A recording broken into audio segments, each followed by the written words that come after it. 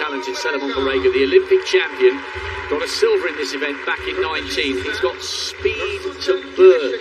Only 5th in the 10, and he'll feel he can do better. Grant Fisher is the 7th fastest in history over the 10,000 metres. He was 4th in that event a few days ago. Are his legs fresh enough to get him through to the final of the 5? CPT, as they call him in Canada. Meshal, such a good performer for Spain. Mohamed, European Youth Under-23 gold medalist for Germany, 2nd from the outside. And there's Bekele, who was just off the podium in this event 3 years ago and ran 12:57 in Rome in the Diamond League behind Kip. Watch him go for the watch. Far left. There he goes. I love that.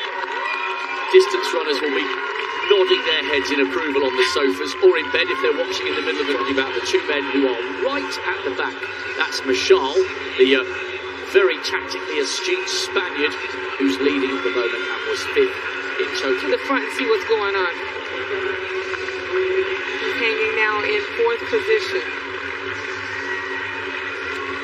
Yeah, so the merest hint that it's beginning to speed up. What was that? 250 plus bits at the 1K marker. Now, I mentioned people watching all over the world, and I know we have some interested spectators in Australia, and you'll be very interested and delighted to hear that Catriona Bissett launched a counter-appeal to the initial appeal that saw Bello forwarded to the semis, but Bissett not. The Aussies have gone back with another protest, and she has been forwarded to the semi-finals. So Catriona Bissett, who crashed to the ground in the 2nd heat, is going to be in the semi-finals, along with Ilana Bello, whose race she disrupted on her way down. And the moral of that story, if you are a young athlete, no matter how devastated you feel at being pushed to the ground or falling to the ground, love it. The Olympic 10,000 metre champion, Solomon Borrega, is leading from Meshal with Grant Fisher in 3rd place in spots. I personally quite like the intrigue and the drama of the non-automatic places. Where do you stand on that debate? I'm kind of with you because I like to see, you know, everybody go for it and see where they have. I like the drama of having people travel from around the world. I thought they would make more noise for the sprint events because I haven't been to Haywardfield before. What I've loved is how engaged and engrossed and how authoritative and knowledgeable this crowd have been about the distance races. The roar before the last lap of both 10,000 finals was absolutely magnificent. They're starting to separate a little bit because they make me so nervous when they're so bunched up when it gets towards the end because I just think something's going to happen and I don't want it to. Yeah, you never want to see these people flat on the track like Bissett in the 2nd heat of the women's 8.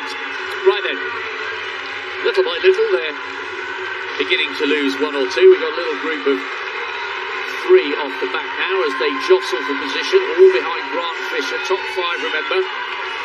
Bekele, who started his watch, is he going to stop it with the moment of satisfaction of knowing he's in the top 5? You know, Meshal is such a good-looking runner. He's got a lovely, long, fluid stride, big, powerful shoulders. The Spaniard in 4th. Kip Correa, I beg your pardon. The winner of the Rome Diamond League. He's up there. Cheptegei is still in touch in that group.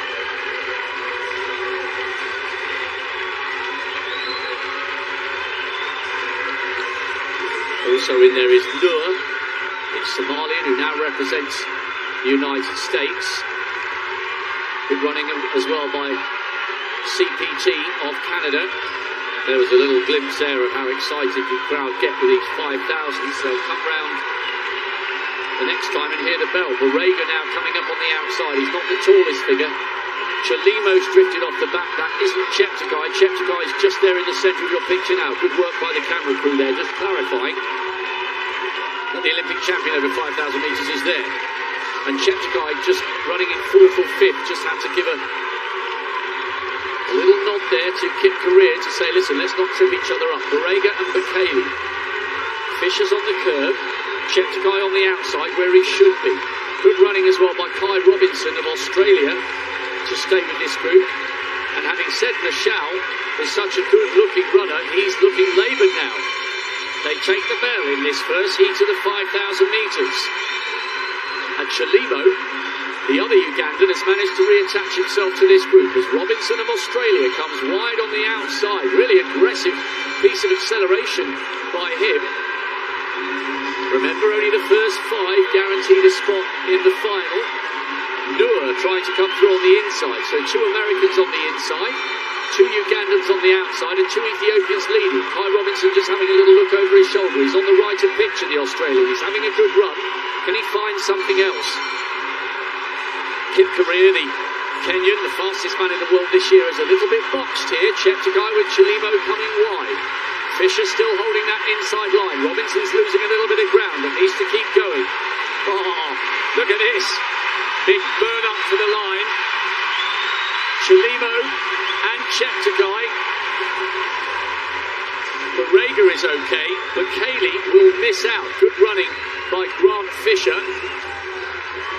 Butchart and Atkin a long way down. Michal lost a massive amount of ground on that last lap. I thought he'd been running. If it's quicker than 3:24, they can get 10 from that second heat into the final. The fastest man in the world this year, Nicholas Kip Korea, will have to wait and see. Great run coming home on that last 100 meters where everyone was just going for it. You saw 2 Americans, 2 Kenyans, 2 Ethiopians, and they were all really running to get there. I think Robinson tried to go at 300 meters and he may have went too soon, but coming into this last 100 meters, you see everybody giving it their all, coming on the outside and running hard. The Americans on the inside trying to get there, and Chalimo coming across the finish line in first. You already know that is going to be an amazing final, and we've got incredible talent coming in the second of the heats. And they do show him stopping his stopwatch. There we go, there we go. Oh, we just missed it. We promised you, though, he did stop his stopwatch, which would have said 13:24.77. Give or take 100th of a second.